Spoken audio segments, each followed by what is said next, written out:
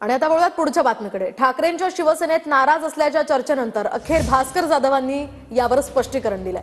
माझ्या वक्तव्याचा विपर्यास केला, ठाकरेंच्या शिवसेनेमध्ये संधी मिळाली नाही असं मी म्हटलंच नाही असं भास्कर जाधव म्हणाले। तर माझ्या राजकीय कारकिर्दीमध्ये मला क्षमतेनुसार संधी मिळाली नाही असं बोललो होतो, मी कुठल्याही पक्षाचं नाव घेतलं नव्हतं असंही भास्कर जाधवांनी यावेळी म्हटलंय। माझं दुर्दैव प्रत्येक वेळी मला आडवं आलेलंच आहे। खरं सांगायला गेलं तर मला माझ्या क्षमतेप्रमाणे काम करण्याची संधी मिळू शकली नाही। त्याची कारण अनेक आहेत, अडचणी अनेक येतात, येऊन जातात। पण ठीक आहे, आजही मला महाराष्ट्रामध्ये मानणारा एक वर्ग तयार झालाय, याचं माझ्यासारख्या सामान्य माणसाला अप्रूप आहे, समाधान आहे।